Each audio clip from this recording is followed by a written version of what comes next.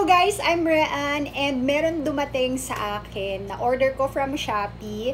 Dumating siya ng the other day pa and before ko kainin, isa itong snacks na from Singapore kasi isa ito sa mga nirecommend ng kaibigan ko na si Hoshiko. Shout out Hoshiko! Talagang hinanap ko yung snacks na to kasi nung nasa Singapore ako, she introduced us to this snack and binili namin ito sa Changi Terminal 1 dun sa mga snacks section nila dun sa kanilang mga groceries. Ito siya.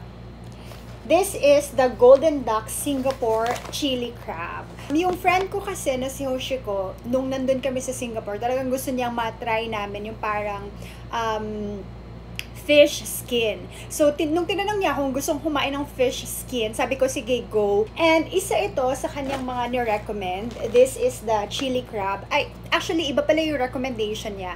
Para siyang, yung ano doon, yung nakalagay is, addictive. Sobrang addictive daw ng snack na yun. Nakalimutin ko yung anong pangalan, but it's also similar with other snacks like the Irvin's na yung brand na nakikita ko din sa Shopee. So, nung binuksan ko na siya, kasi niregalo niya to sa akin, sabi niya, kasi itong chili crab na to, I remembered na kumain kami nito before ng pinsan ko. And then naalala ko, and I really like the chili crab ng Singapore. Nung tinanong ko yung friend ko, si Hoshiko, nung tinanong ko siya kung meron ba somewhere else, so siya na rin nag-suggest na meron sa Shopee. So tingnan ko siya sa Shopee and meron nga siya.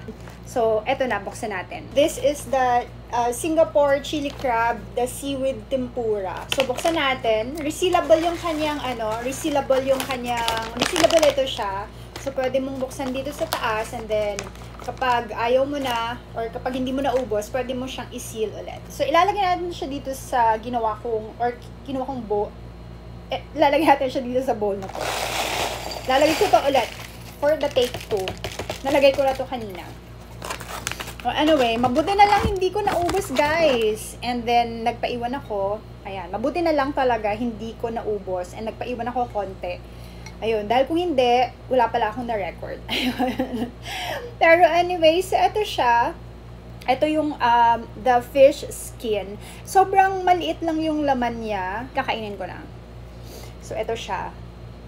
Mga skin siya, fish skin siya, dried fish skin. And then, meron siyang, nakikita nyo naman to guys, diba? Meron siyang mga parang chili-chili dyan, na medyo manghang, pero masarap. Ayan. Kainin natin. Paparinig ko sa inyo kung gaano harap. Ang gaano ka-crispy. Kaya pala nag-ASMR ako, no? Ayan, masarap.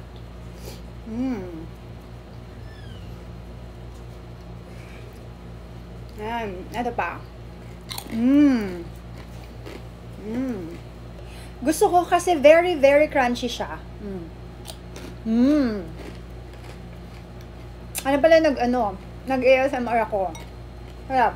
Sobrang sarap. Ay! Nahulog. Sayang pa to. Wala pang 5 minutes. Kunin natin. Maliit lang naman. Masarap. Sobrang sarap.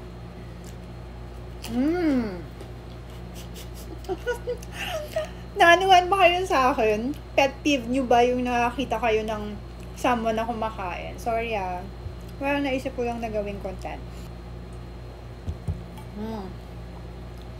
Ayan. Lasa siguro. Kasi umaabay na yung bibig ko. Sobrang niya.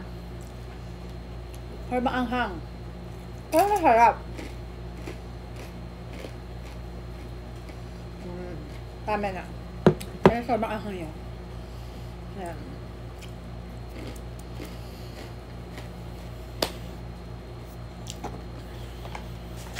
Sabi pala nito shake well. Before enjoying. Hindi ko na shake. Ayan. Pero again, ayun lang. Sa mga gustong mag-order, ilalagay ko yung link sa description box dyan para maano ninyo, matry ninyo. Kung gusto niyo mag-order, wala lang, try nyo lang. Subukan nyo, masarap guys, promise. Ako na nagsasabi sa inyo, masarap talaga siya. Hindi ako mahilig sa mga maanghang, pero ito, addictive siya.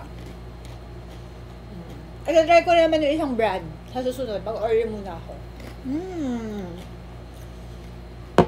So, ayun lang guys. Thank you so much for watching. At sana nag-enjoy kayo sa panonood sa akin na kumain. And see you sa next na food review. Bye!